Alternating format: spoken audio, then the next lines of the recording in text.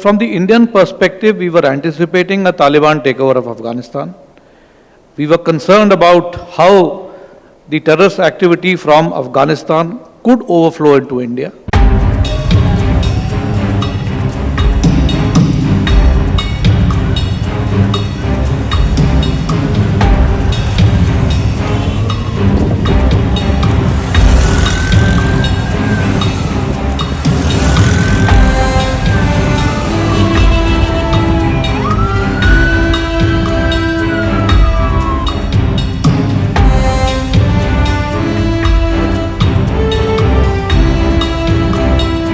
All that I would say is everything that has happened was something that had been anticipated.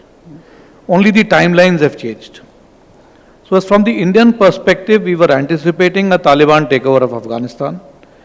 We were concerned about how the terrorist activity from Afghanistan could overflow into India.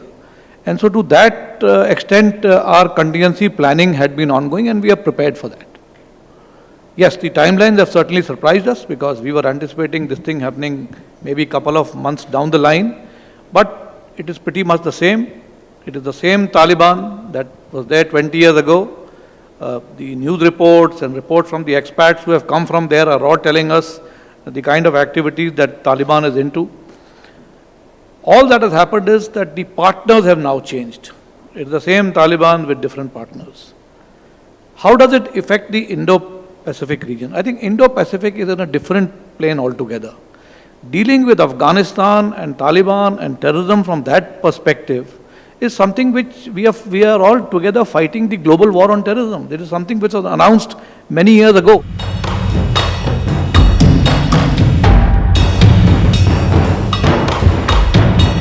As far as we are concerned, we are concerned about what is happening anywhere in the region because it's not just a northern neighbor, even a western neighbor has these nuclear weapon systems. So we are surrounded by two neighbors which are armed with these strategic weapons. And therefore we are evolving our strategies accordingly. And let me tell you that it is with this,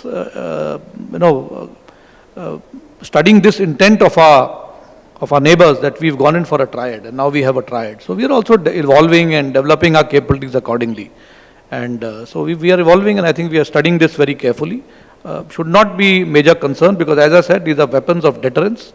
These will only come into being if your conventional deterrence fails. So I think conventionally we are very strong. So we are quite capable of dealing with the adversaries with our conventional forces.